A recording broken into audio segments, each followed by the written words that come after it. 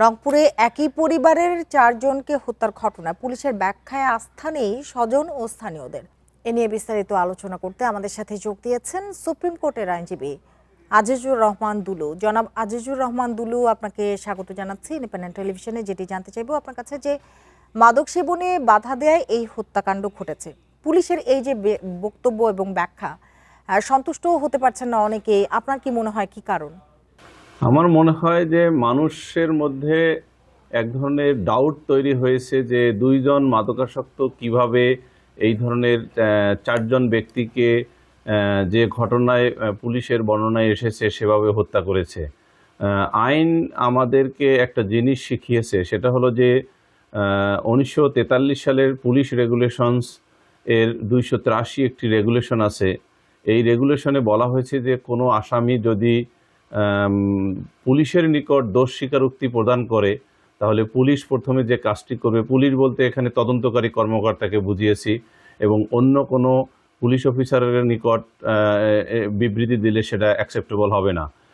তদন্তকারী কর্মকর্তা ওই আসামির বক্তব্য বা দোষ স্বীকারোক্তি ডিটেলস লিপিবদ্ধ করার পর উনি যেটা করবেন সেটা হলো যে এটার ভেরিফিকেশন করতে হবে। আমাদের দেশে যেটা হয়েছে সেটা হলো যে এই ধরনের দোষ স্বীকারোক্তি অতি দ্রুত করা হয়, কিন্তু এটা ভেরিফিকেশন করা হয় না। ফলে আপনাদের মনে আছে হয়তো যে কিছুদিন মানে কয়েক বছর আগে নারায়ণগঞ্জে একটি ঘটনায় একজন মহিলাকে ধর্ষণ করে নদীতে ভাসিয়ে দেওয়ার একটা ঘটনার কিছুদিন পরে সেই মহিলা কিন্তু জীবিত অবস্থায় ফিরে এসেছিল। তারপরে যেটা হয়েছে, নারায়ণগঞ্জের এসপি সাহেব এবং ওখানকার যে সংশ্লিষ্ট ম্যাজিস্ট্রেট তাদের দুজনকেই হাইকোর্ট ব্যাখ্যা চেয়েছিলেন তাদের নিকট থেকে। তখন প্রশ্ন উঠেছিল এবং আমার সৌভাগ্য হয়েছিল মিস্টার জাস্টিস এনায়েতুর রহিমের কোর্টে অন্য একটি মামলা শুনানির সময় আমি এই বিষয়টি বলেছিলাম যে 1907 সালের ক্যালকাটা হাইকোর্টের একটি রায় আছে, যেখানে দেখানো হয়েছে যে এই ধরনের যখন অপরাধ সংগঠিত হইবে এবং আসামি যখন দোষ স্বীকার করবে, তখন পুলিশের এই দোষ স্বীকারোক্তি লিপিবদ্ধ করার পর পুলিশ আলাদাভাবে 283 রেগুলেশনের অধীন ভেরিফিকেশন করবে এবং প্রয়োজনবোধে ম্যাজিস্ট্রেট নিজেই ওই ঘটনাস্থলে যাবেন। এই যে বক্তব্যটি এলাকাবাসীর দাবি যে গ্রেপ্তার যে মুগ্ধ এবং সিদ্ধার্থ রয়েছে তারা মাদকাসক্ত নয়, এর জবাব আসলে কে দেবে?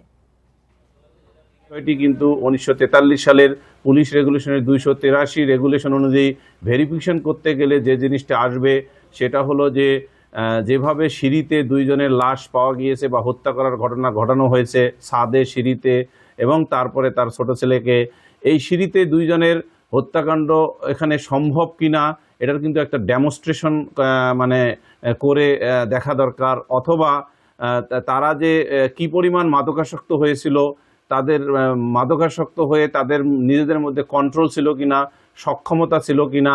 এবং মেডিকেল সায়েন্সে আরেকটা জিনিস কিন্তু এসে যায়, সেটা হলো যে এই পুলিশ কমিশনার সাহেব কিন্তু বলেছেন যে একজনের চোখ এই মানে মুখে এবং গলাতে যখন রশি দিয়েছিল গামছায়, একজনের 4-5 মিনিট লেগেছিল মানে তার মৃত্যু হওয়ার ক্ষেত্রে।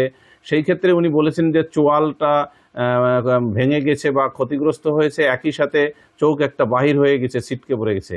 এই যে চোখ বাহির হয়ে যাওয়া, এটা কিন্তু শ্বাসরোধের কারণে কোনো মেডিকেল সায়েন্স এই কথাটা বলে না। ফলে মানুষের মাঝে যে এক ধরনের সন্দেহ তৈরি হয়েছে যে এটা ঘটনা কি মানে সঠিকভাবে উদ্ঘাটিত হয়েছে কিনা তদন্তে, সেই বিষয়টির নিরিখে আইন অনুযায়ী এই আসামি দ্বয়ের যাদেরকে অ্যারেস্ট করে যাদের স্বীকারোক্তি এখন পর্যন্ত পুলিশ বিবৃতির মাধ্যমে যেটা জানিয়েছেন, সেটা কিন্তু 283 রেগুলেশনের অধীনেই নিরূপিত হতে হবে, অর্থাৎ যাচাই হতে হবে। আপনি যেটি বললেন যে মানুষের মধ্যে একটি সন্দেহ তৈরি হয়েছে, এই হত্যাকাণ্ডের কারণ নিয়েও কিন্তু নানান ধরনের ব্যাখ্যা তৈরি করা হচ্ছে। এই পরিস্থিতিতে সরকারের শীর্ষ কারো ব্যাখ্যা দেওয়া উচিত নয় কি?